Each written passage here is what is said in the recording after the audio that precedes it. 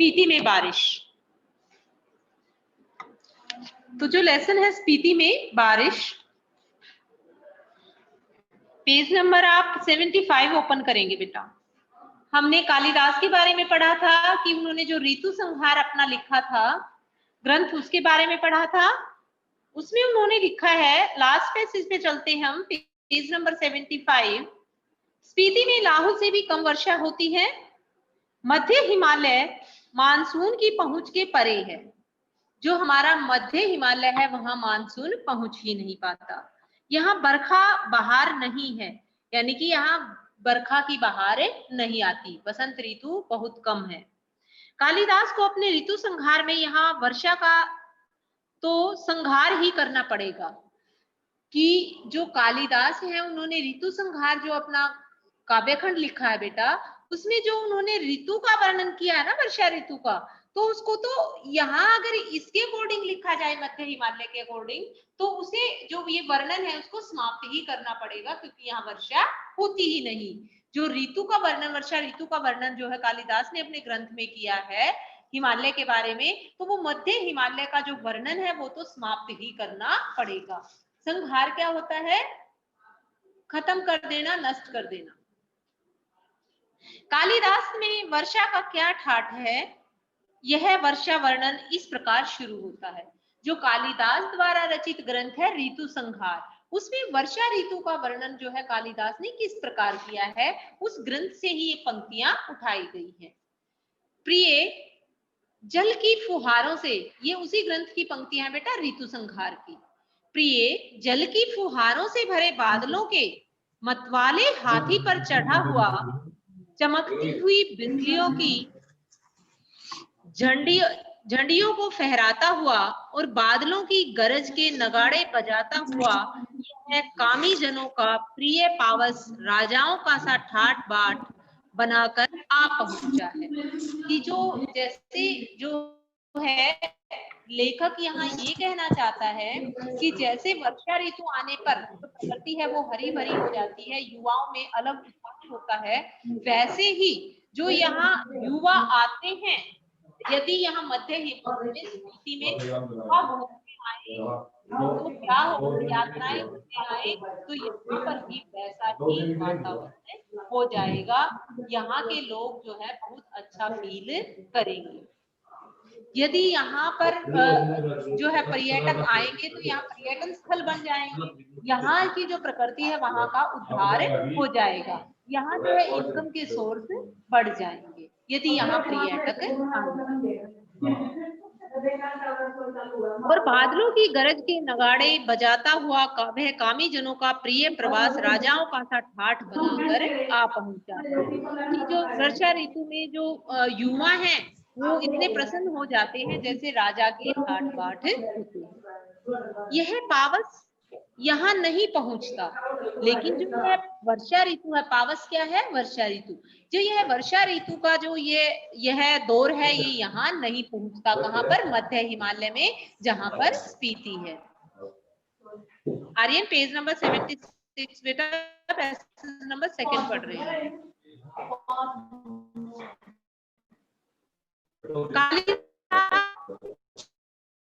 हिमाचल में हिमाचल की घाटों में नहीं। जो कालिदास की वर्षा की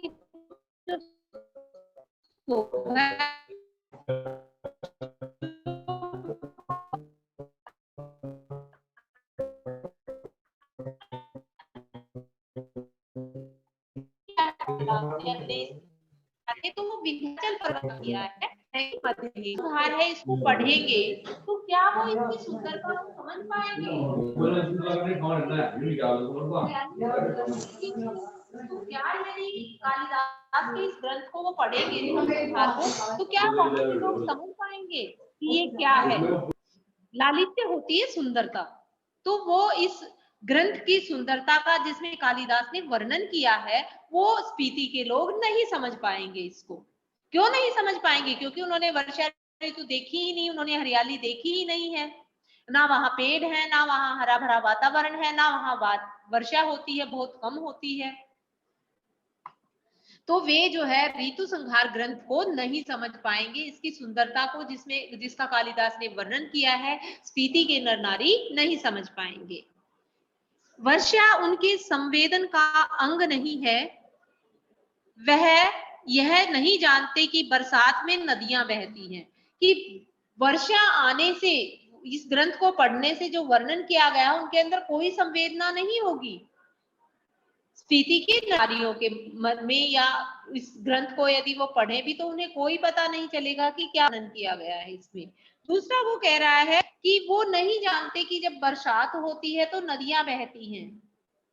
वो नहीं जानते, स्पीति के लोग, कि वो नहीं जानते कि बारिश होती है तो बारिश होने के बाद नदियां बहती हैं। बादल बरसते, मस्त हाथी चिंघाड़ते, जंगल हरे भरे हो जाते हैं। तो स्पीति के लोगों को इन चीजों का नहीं पता है कि जब बरसात होती है तो नदियां बहने लगती हैं, बादल बरसते हैं, मस्त हाथी चिंघाड़ते हैं, जंगल हरे भरे हो जाते हैं।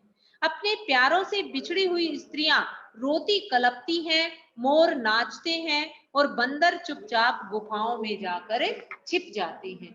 तो ये सारी चीजें वर्षा ऋतु में होती हैं, लेकिन जो स्पीति के लोग हैं वो इन चीजों को नहीं समझ पाएंगे।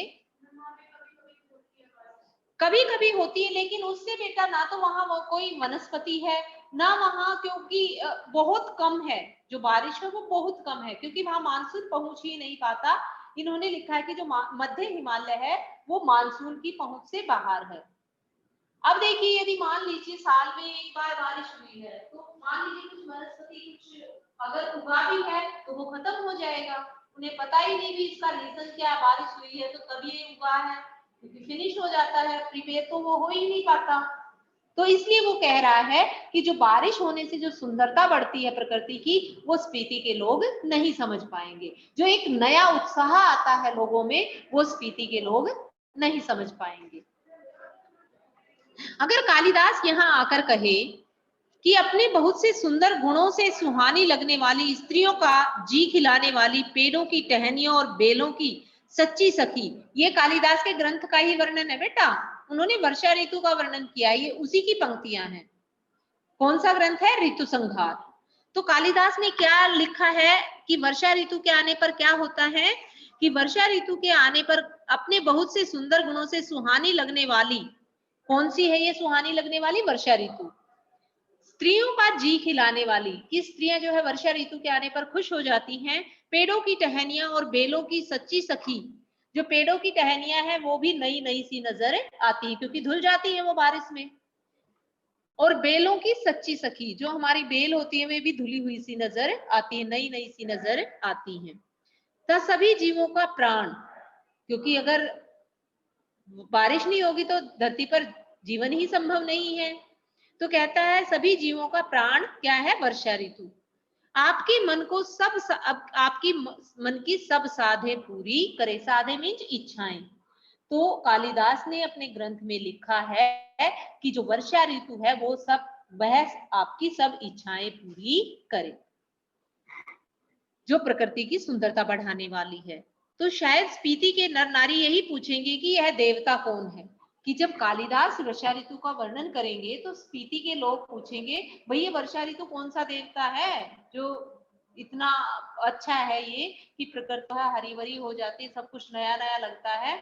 तो स्पीति के लोगों को तो पता नहीं भाई वर्षा ऋतु है क्या, तो वो यही पूछेंगे कालिदास से। यदि कालिदास वहां जाकर कहेंगे ये बात अपने ग्रंथ की, तो वो कालिदास से पूछेंगे स्पीति के लोग कि यह वर्षा ऋतु कौन सा देवता है, कहाँ रहता है, कौन रहता है? आर्यन, किसकी बात कर रहे हैं हम? वर्षा ऋतु की। कौन पूछे बेटा? स्पीति के लोग पूछेंगे। किससे पूछेंगे? कालिदास से, कि यह वर्षा ऋतु कौन सा देवता है और कहाँ रहता है, क्योंकि उन्हें वर्षा ऋतु के बारे में कुछ भी पता नहीं है।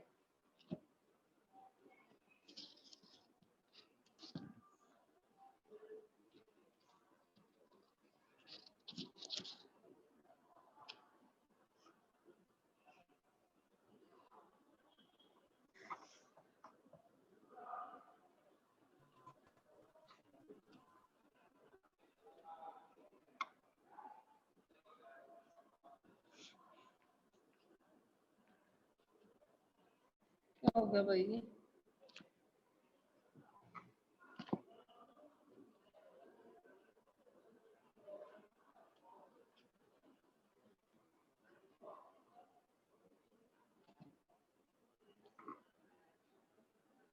नेक्स्ट है बेटा कि स्पीति जो है में कभी कभी बात होती है, वर्षा यहाँ मन की साध पूरी नहीं करती, लेकिन मन की इच्छाएं पूरी नहीं होती।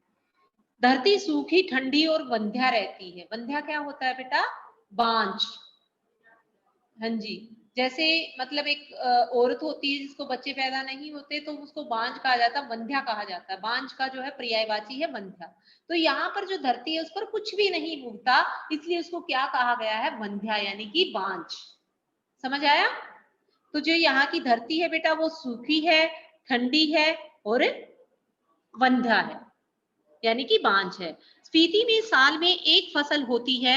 मुख्य फसलें हैं दो किस्म की का जौ और गेहूं। कि वैसे तो स्पीति में साल में एक ही फसल होती है, लेकिन दो किस्म का यहाँ पर जो है जौ उगाया जाता है। दो टाइप का, मतलब दो दो प्रकार की जौ की फसलें होती हैं यहाँ। गेहूं, मटर और सरसों, इसमें भी जौ जो है मुख्य है। यानी कि जो यहाँ की मुख्य फसल है वो जौ है, लेकिन कुछ थोड़ी बहुत मात्रा यहाँ मटर और सरसों और गेहूं भी उगाया जाता है। मुख्य जो एक फसल है वो जौ ही है यहाँ की। और जौ भी यहाँ दो प्रकार का उगाया जाता है। जैसे हमारे यहाँ अलग अलग वैरायटी होती है गेहूं की या चावल की, तो उसी प्रकार वहां दो प्रकार का जौ उगाया जाता है।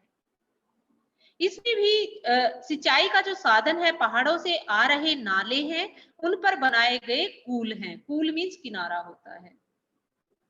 तो क्या कहता है कि जो यहाँ सिंचाई का साधन है, जो पहाड़ों से जल बहकर आता है, उसकी छोटी छोटी नालियां बनाई गई हैं, पहाड़ों से नाले बनाए गए हैं, और उनके थ्रू जो है यहाँ की जो सिंचाई है वो होती है खेतों की। क्योंकि पहाड़ है बेटा, पहाड़ों को जो है थोड़ा थोड़ा काट के और जो ऊपर से पानी आ रहा है नालियां बना के, उससे ही यहाँ सिंचाई की जाती है। स्पीति नदी का इतना चौड़ा तट है, ये नालियां पहाड़ों के किनारे किनारे बहुत दूर तक जाती हैं। पहाड़ों के किनारे किनारे जो है ये नालियां, ये जो नालियां बनी हुई हैं वो बहुत दूर तक खेतों तक जाती हैं। जो पहाड़ों पर मान लीजिए बर्फ जम जाती है, और जब गर्मी होती है तो वो थोड़ा सा पिघल कर जो है उसका पानी बनकर नीचे आना शुरू हो जाता है, और नीचे से जो है नालियां बनाई जाती हैं खेतों तक। और जो है उनसे जो है, जैसे मान लीजिए पानी बहकर ऊपर घाटी में आ गया, नीचे ऊपर से पहाड़ के ऊपर से पानी बहकर नीचे घाटी में आएगा, वहां पर इन्होंने खेत वगैरह बना रखे हैं छोटे छोटे, तो वहां नालियों से जो है वहां सिंचाई होती है।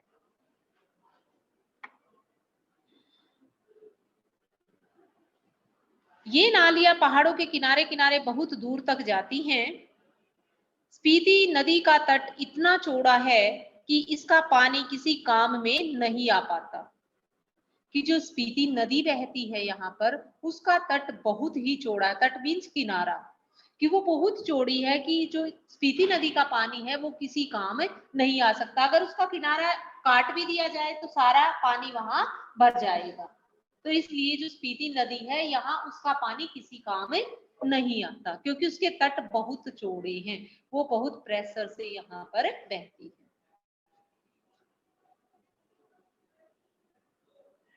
और वहां जैसे कंस्ट्रक्शन वगैरह का, बांध वगैरह का काम हुआ नहीं हुआ कि उसके थ्रू जो है सिंचाई कर दी जाए खेतों की। तो इसके बाद क्या है, क्या कह रहा है लेखक कि पानी किसी काम में नहीं आ पाता। स्पीति में ऐसी भूमि बहुत है जो खेती के लायक बनाई जा सकती है।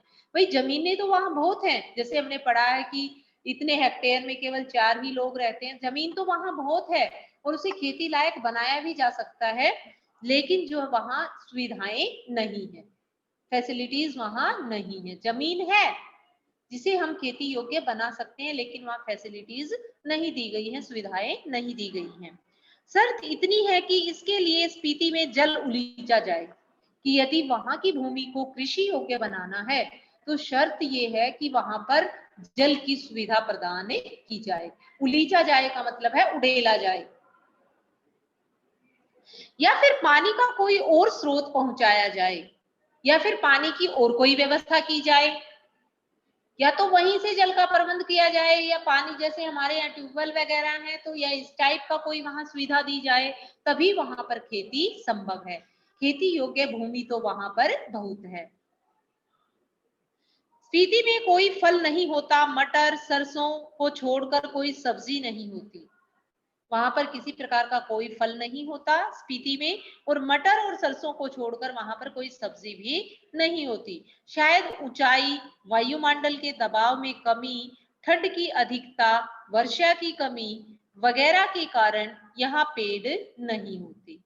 कि शायद यहाँ जो पहाड़ है, जैसे हमने पढ़ा है कि इतनी इतनी 1000 फीट की ऊंचाई है, तो जो शायद क्या रीजन हो सकता है कि यहाँ फसलें नहीं हो रही हैं, तो ये रीजन हो सकता है कि जो वायुमंडल का जो प्रेशर है, वायु का जो दबाव है, वो यहाँ पर कम है। कि वायु प्रेशर की यहाँ पर वायुमंडल के दबाव में कमी है। दूसरा, यहाँ ऊंचाई ज्यादा है और ठंड यहाँ बहुत अधिक है, और वर्षा भी यहाँ कम होती है। शायद फसल ना होने के ये कारण हो सकते हैं। यहाँ पेड़ नहीं होते, इसलिए स्पीति विशेषकर नंगी और वीरान है। नंगी और वीरान समझ रहे हो क्या है? नंगी मीन्स यहाँ पेड़ पौधे नहीं है, वीरान यहाँ पर किसी प्रकार की कोई भी हलचल नहीं है। वर्षा यहाँ एक घटना है कि जैसे हमारे यहाँ 6 ऋतुएं होती हैं, हमें पता है अब ये ऋतु चल रही है, अब ये चल रही है, लेकिन यहाँ तो एक जैसे इंसिडेंट होता है, तो वैसे ही यहाँ जब वर्षा होती है तो वो एक इंसिडेंट है कि मतलब लोगों को पता ही नहीं होता कि होगी या नहीं होगी, साल में एक बार होगी या नहीं होगी, कब होगी। जैसे हमारे यहाँ हमें पता है अभी वर्षा ऋतु है, वसंत ऋतु है, जैसे अलग अलग ऋतुओं का आगमन है, तो वहां एक इंसिडेंट है वर्षा का होना, एक घटना अचानक घटित हो, उसको कहेंगे हम घटना। ठीक है, कि यदि घटित हो आ जाए तब ठीक, नहीं आए तब उनको पता ही नहीं होता कि यहाँ वर्षा का आना एक घटना है, एक सुखद संयोग है कि एक सुख की अनुभूति होती है स्पीति के लोगों को जब वहां बारिश आती है। हम काजा के डाक बंगले में सो रहे थे। स्टार्टिंग में पढ़ा था ना हमने काजा। स्टार्टिंग में देखिए, जैसे हमने काजा और केलंग पढ़ा था बेटा, कि काजा के सरदार को ये डर लगा रहता है, केलंग के सरदार को, कि कहीं काजा जो है उसको उसकी अवज्ञा तो नहीं कर रहा है। तो काजा क्या है कि वहां का जो कर वगैरह इकट्ठा करता है, वहां का जो कमिश्नर से रिलेट है, वो है काजा। तो लेखक क्या कहता है कि हम काजा के डाक बंगले में सो रहे थे। जब हम वहां की यात्रा पर गए हुए थे तो वहां हम काजा के डाक बंगले में सो रहे थे रात को। कौन कहते हैं? लेखक कृष्णनाथ जी। तो लगा कि कोई खिड़की खड़का रहा है, तो हमें ऐसा महसूस हुआ कि कोई हमारी जो खिड़की है उसको नॉकिंग कर रहा है। खड़का रहा मतलब नॉक कर रहा है उस पे। जैसे मान लो बारिश आती है या हवा चलती है तो खिड़की दरवाजे थोड़ा सा हमें बता देते हैं कि बाहर हलचल है। तो मैम नेक्स्ट पेज कर लो। आधी रात का भी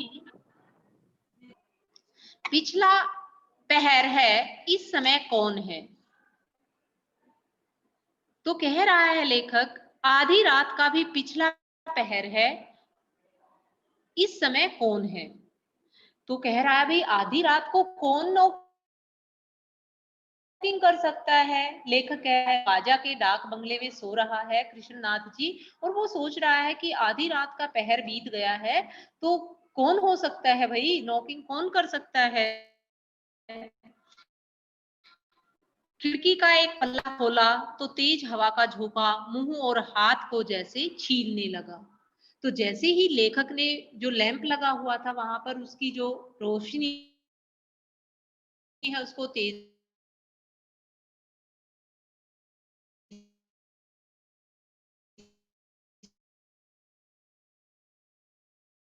किया, कि देखता कहा कि उसको बहुत ठंडी हवा का झोंका उसे लगा। मैंने पल्ला भिड़ा दिया। फिर क्या किया कृष्णनाथ जी ने? वो जो विंडो है उसको दोबारा से बंद कर दिया, खिड़की को दोबारा से बंद कर दिया, क्योंकि हवा बहुत ही ठंडी थी।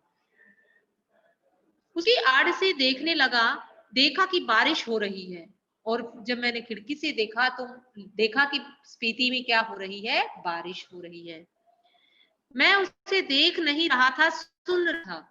मैं उसे देख नहीं रहा था, सिर्फ उसकी आवाज आ रही थी मुझे, बारिश की आती है ना आवाज बारिश की। तो अंधेरा, ठंड और आ रहा था, जैसे तुषार जैसी बूंदें पड़ रही थी। तुषार क्या होती है, बर्फ ही होती है। तो जो बूंदें थी वो बहुत ही ठंडी थी, जैसे बर्फ गिरती है वैसे ही वहां पर बारिश हो रही थी। जैसे नगाड़े पर थाप पड़ रही हो। नगाड़ा देखा है, जैसे ढोल, मतलब एक प्रकार का वाद्य यंत्र होता है नगाड़ा। जैसे नगाड़े पर थप थप करते हैं तो ऐसी आवाज आ रही थी, जैसे नगाड़े पर थाप पड़ रही हो, बूंदों की आवाज ऐसी आ रही थी। दुंगछेन को हवा बजा रही थी।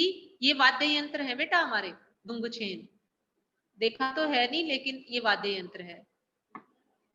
महाशंख की ध्वनि घाटी में तैर रही थी, कि ऐसे लग रहा था जैसे कोई शंख बजा रहा हो, महाशंख की ध्वनि आ रही हो, ऐसा महसूस हो रहा था। जैसे कोई नगाड़े पर थाप बजा रहा हो, या दुंगछेन वाद्य यंत्र जो है हवा बजा रही हो, या महाशंख की जो ध्वनि है वो घाटी में तैर रही हो, ऐसा महसूस हो रहा था। स्पीति की जो घाटी में वर्षा हो रही थी, कमरे में ठंड बढ़ रही थी। स्पीति की घाटी में क्या हो रही थी, बारिश हो रही थी, जहां हम ठहरे हुए थे काजा डाक बंगले में, और क्या था कि ठंड जो है वो बढ़ती जा रही थी। मैं बिस्तर में पड़ा पड़ा मालूम नहीं कब सो गया, और मैं ये नजारा देखते देखते मुझे पता नहीं चला कि मैं बिस्तर में पड़ा हुआ कब सो गया। कौन कह रहा है, लेखक कृष्णनाथ जी कह रहे हैं। सुबह उठा, चाय पीते पीते सुना कि स्पीति के लोग कह रहे हैं कि हमारी यात्रा शुभ है। तो क्या, सुबह जब मैं उठा तो चाय पीते पीते मैंने सुना कि स्पीति के लोग कह रहे थे कि जो हमारी यात्रा है वो बहुत शुभ है, क्योंकि एक यात्रा वृतांत है और लेखक कृष्णनाथ जो है वहां यात्रा पर गए हुए हैं। और स्पीति में जो है बहुत दिनों बाद बारिश हुई है।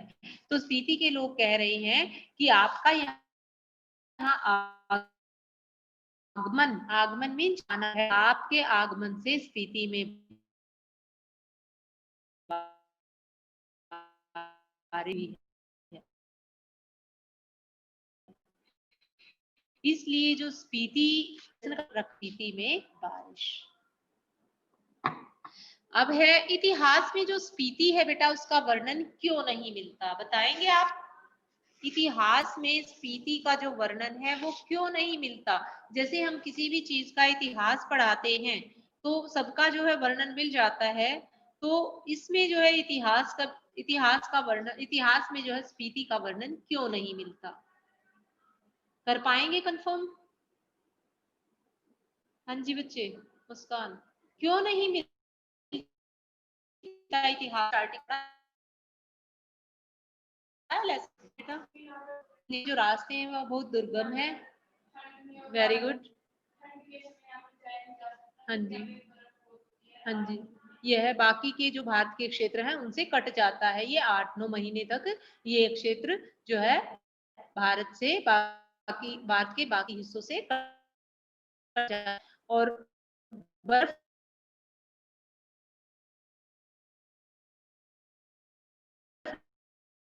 गिरने से सारे रास्ते बंद हो जाते हैं। इसके रास्ते यहाँ पर व्यवस्था नहीं है कि वहां लोग हैं, उन आने के साधन नहीं मिल रहे हैं, इसलिए जो है स्पीति का इसमें वर्णन नहीं मिलता, क्योंकि यह संसार के बाकी क्षेत्रों से काफी महीनों तक कटा हुआ रहता है।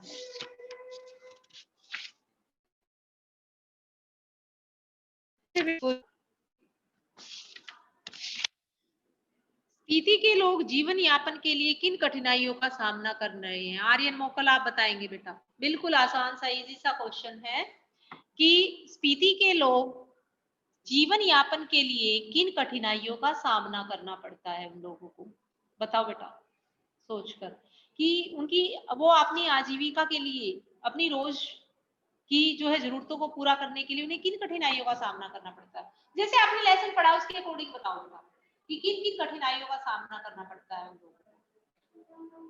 कोशिश करो बच्चे बोलने की, तभी कंफर्म कर पाओगे। हाँ जी बताओ, किन कठिनाइयों का सामना करना पड़ता है स्पीडी के लोगों को।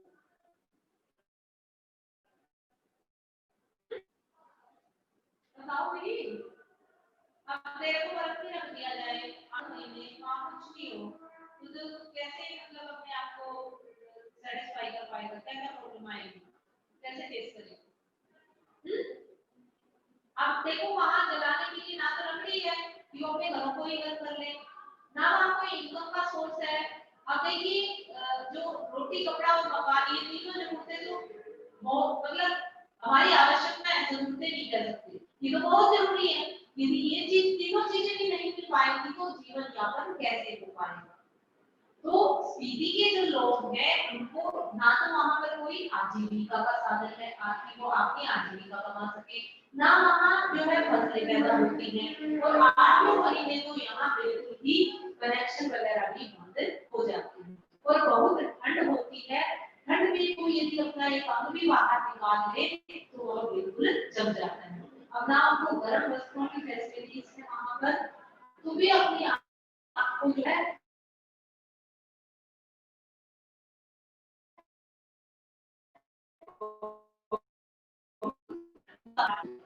तो लगती है कि वो अपने घरों को गर्म कर सके। ना बाकी जो है वनस्पति होती है।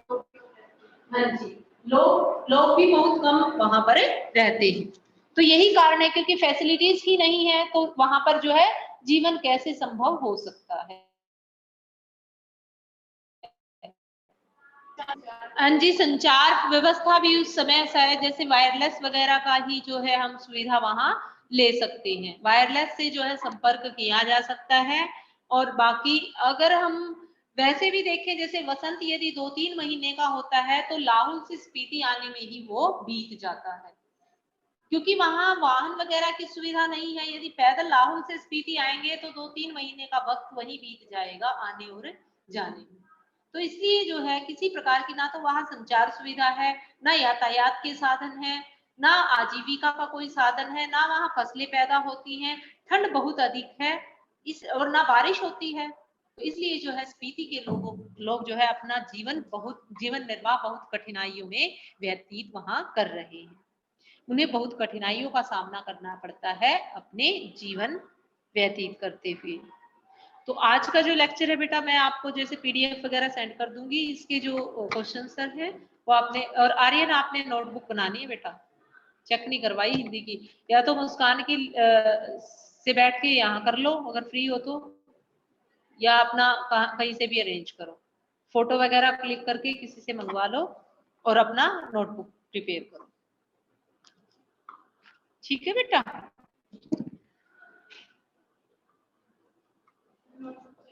हाँ मैं करूंगी बच्चे, नोटबुक चेक करो।